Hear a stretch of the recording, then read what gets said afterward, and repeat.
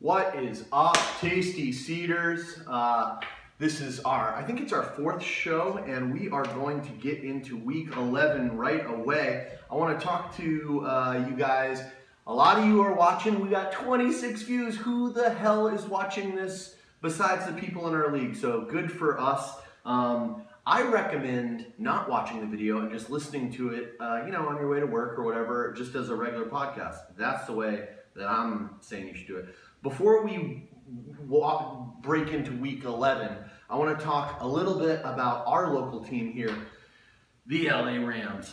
We are going to see Jared Goff for the first time, and I gotta say, let me preface this, I hope that I am wrong, but I do not like this move. The only reason we're talking about putting Goff in is because A, we're in LA, B, Dak Prescott's doing so good. I mean, Carson Wentz has fallen back to earth. Trevor Siemian, people have figured him out. Look at the, you know, quarterbacks that have sat for a full year, Carson Palmer, Aaron Rodgers, the Bolo. I mean, these are great quarterbacks. Here's some examples of some quarterbacks that did not sit. That's Vince Young right in the fire, Matt Leinart right in the fire, Jason Campbell right into the fire, and how about White Pants himself, Mark Sanchez? I mean, dude, these are not, so I am so frustrated with Rob Boras. Dude, first of all, what's going on with my boy Gurley?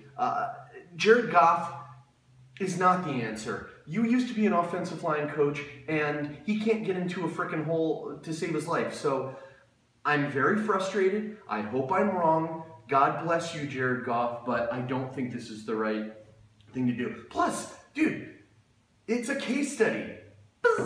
Anyway, okay, so let's get into some stuff that I was right about. I hope I'm wrong about Jared Goff, but I think I'm going to be right because let's go back to last week in my news section. All I do is win, win, win, no matter what. Got money on my mind, I can never get enough. Okay, so, dude, here's where I was right last week. With my locks of the week, I had Tennessee over Green Bay. We had an eyewitness there, Gabe Rossi, who we will be styling and profiling later in the show. LA over New York without a touchdown. Thank you very much. Case closed. San Fran over the spread. You're welcome. And I almost got the New York Cincy game right. New York only won by a point, so I actually did beat the spread. So those are the locks of the week. Let's dive into week 11 though. Because this is going to be a big one. We're getting our show in right before the Thursday night game, and we've got a big one, actually. New Orleans, Carolina fighting for their playoff lives. Carolina's favored. Breezy away from the Dome is not great. I am going to take Carolina. I'm not going to give picks for all the games. I'm just going to highlight them, but I do have a couple locks. Only 2 this week. And one of them actually is New Orleans over the Panthers. So I'm going to say Breezy's going to get it done somehow. Also tied with the highest over of the week, 53.5. So this should be a pretty good game, dude. Whoever's playing all the New Orleans receivers should be in a good spot. Tennessee, Indy, 53.5. Oh, man.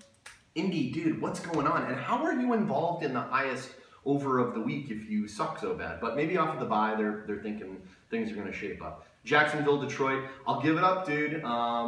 Detroit is tied with the Vikings right now for the first place in the NFC North.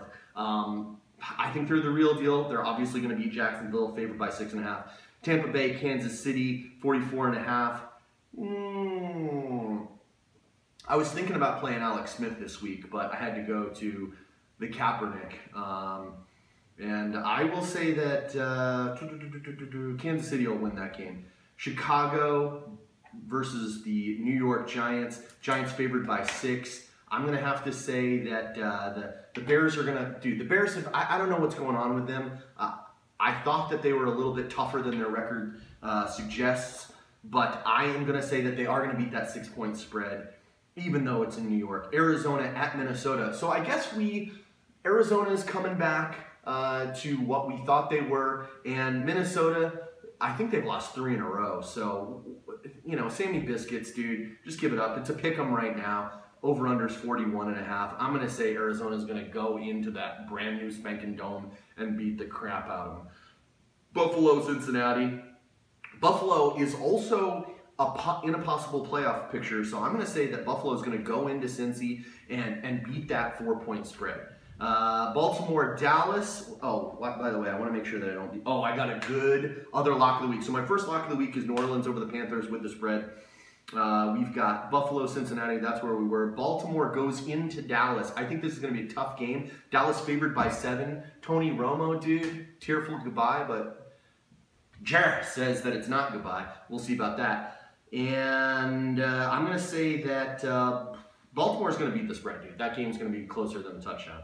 Pittsburgh, Cleveland. This game is also going to be closer. I hope it's not, because I picked up, basically, here's a good piece of advice. Whoever's going to be playing Cleveland, pick up the defense that's playing against them. I've got Pittsburgh's defense, but this is a divisional game. I think Cleveland's going to keep it a little bit closer. Maybe Crowell comes out of his shell, and beats that 8.5-point spread. Miami, here in the city of Angels.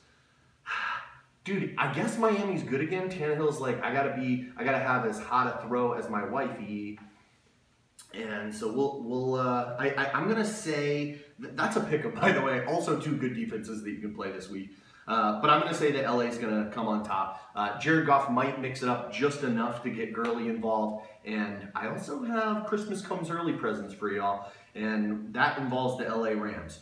New England, San Francisco, my second and only, I only have 2 picks of the week. My lock of the week is that San Fran will beat this destructive 14-point spread. So dude, they're saying that New England, the over is 51.5, so that's a high-scoring game. Remember, Gronk is out with a punctured lung. And then we've got Philly, Seattle. Seattle is favored. It's at home. They're coming off a big win. I'm going to have to say that Seattle is going to absolutely destroy the state of Pennsylvania. And then we've got Green Bay in Washington. Didn't I tell you that there was something wrong with the Green Bay locker room? Aside from Horty Nelson, what's happening on that team? I picked up James Starks. He got a garbage time touchdown last week. I hope that continues. But let me tell you a little something about my boy, Fat Rob, who took over the job for Matt Jones. Matt Jones, dude, he's got a case of the fumbles. You can't do that, man. So anyway, I'm going to say Washington beats Green Bay. They are favored by 3, to be fair, but Washington beats Green Bay. Green Bay, dude, RELAX. No, we will not relax. We are in full panic mode. Houston, Oakland, that is your, is that the Monday night game? I guess it is. Oh, maybe there's not a Monday night game. Yeah, no, it's the Monday night game. Houston, Oakland.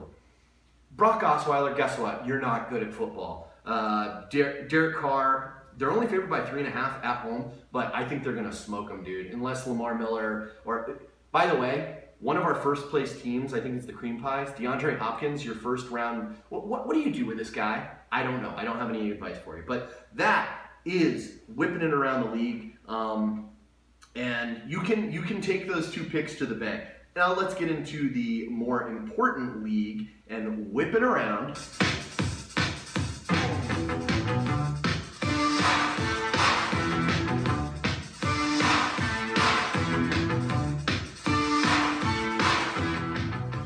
Okay, we're going to whip it around the league here. What I want to do is really focus in on the playoff picture. Right now, we've got the Worcester Woodcocks in the #1 seed with a bye for that first week. We've also got Grandma's Cream Pie. They're the #2 seed with a bye the first week. And then we've got a bunch of people vying. CT Wizards and the Jumbo Package would be facing off. And then myself, the Sherman Oaks Josquadas would be facing off against the Simi Valley Stepmoms. By the way, wonderful, wonderful name change. But what we need to pay attention to is there's a lot of people trying to break in here. Let's see. Winter is coming. They're 5-5. They're just outside of the outside looking in. LA Jewish Elephants and a Gronking to remember. Dude, all of those folks are still in it. Even the unemployed snow shovelers. Crazier things have happened. Lone Rangers and the Mouth Hugs. I'm sorry, you're out of it. Mouth Hugs, please stop setting your lineup. We are playing Why Are You Screwing with Perfection? That's what I have to say about that. That is the playoff picture. And now I am going to take you on a little ride. The most wonderful time of the year, with the kids jingle belling and everyone tell. Thank you, Andy Williams. We are going to talk about Christmas Comes Early, my favorite news segment. And this week we are going to talk about, let's see. Well, first of all, Christmas Comes Early. We talk about some waiver wire pickups. And our waiver wire is admittedly frigid, but I've got a couple gifts that you might find under your tree. We're going to talk about getting coal in that stocking, and that's the tight end position. It's admittedly a horrible year for tight ends, but I do have a couple suggestions.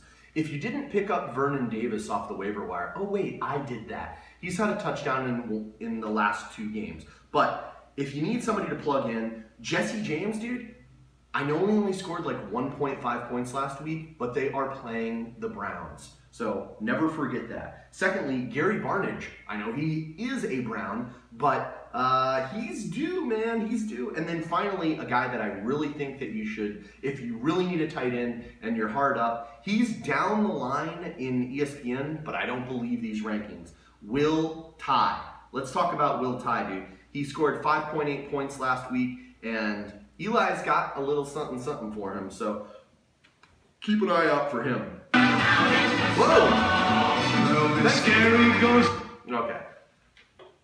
Now, everybody's favorite segment of the week. It's not mine, but it's everybody else's favorite segment of the week, and that is styling and profiling.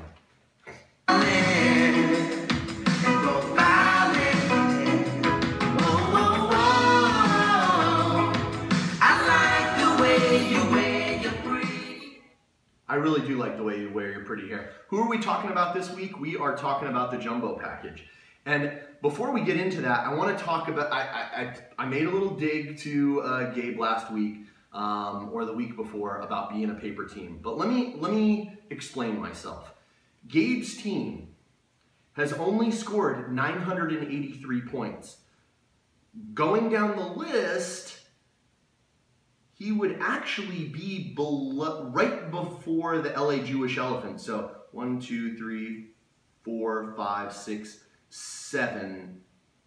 He's the 8th highest scoring team. So he's had some good matchups, some lucky matchups. You can't deny that. Points against, you don't even want to know, dude. 995. Everybody else in the top 5 has had at least, oh man, like 1,000 points against them, and still in their current position. So that's why I call him a paper team. But that doesn't. He's won the trophy 2 times, so I really can't bag on him too hard. Let's take a look at his lineup and give it a grade, shall we? It's styling and profiling. All right, QB Ben Roethlisberger. Say what you will about the guy, he's about as tough as an old piece of leather. Lamar Miller.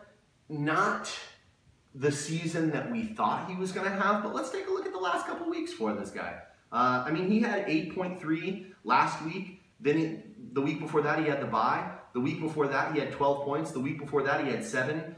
The week before that, he had 31. So, I mean, you can't complain about Lamar Miller. Jonathan Stewart, first of all, Jonathan Stewart has an amazing playoff schedule, but I don't want to get too far into that because I'm still trying to win this league. Darren Sproles, the true #1 running back in Philly. AJ Green, cannot complain with that wide receiver. Obviously, he's a top-tier wide receiver. Deshaun Jackson, I don't know if you know how I feel about Deshaun Jackson, but I hate him. And he's no good. He's the ultimate all-or-nothing wide receiver. And anyone, Gabe would even admit this. Let's see. He had the bye last week, so he scored no points, so I guess he's due. And then we've got Delanie Walker as his tight end. In the shit heap of tight ends that we have this season, he's definitely in the top 5. Broncos D, unfortunately they're on bye, so I'm assuming he's going to switch that out. And then Caleb Sturgis, the Philly kicker, I can't really talk about him because I don't know enough about him. His other tight end, though, Jimmy Graham. Jimmy Graham, y'all, Jimmy Graham. Jimmy Graham, y'all, Jimmy Graham. And so that's a nice little option that he's got. Victor Cruz is his other wide receiver. Oh my God, he's got Marcus Mariota on his bench, dude. I really want that guy. Pierre Garçon, no. Kenny Stills, by the way, you have balls if you play Kenny Stills in any matchup. And if you win, then you can call up the guy and just be like, I beat you with Kenny Stills, y'all. And then he's got Quincy Enunwa, and he's on a bye this week. So I would say for his team, gosh, his only real weaknesses is one Deshaun Jackson. And I'm not going to count the Broncos against him this week because, you know, they just happen to be on a bye.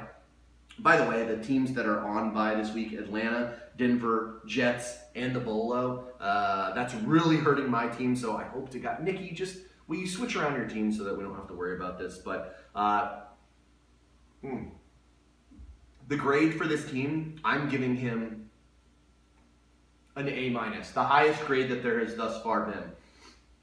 So that is the Tasty Seed Fantasy Football Show. I know it ran a little bit short, but tune in next Wednesday, not Thursday, Wednesday, because I'm going to have a super big Thanksgiving stuffed to the brim show. So we will see you next time, and until then, I will see you on the waiver wire. What the? Oh no. No. Okay. Taste my tasty seed, taste my seed, taste my tasty seed.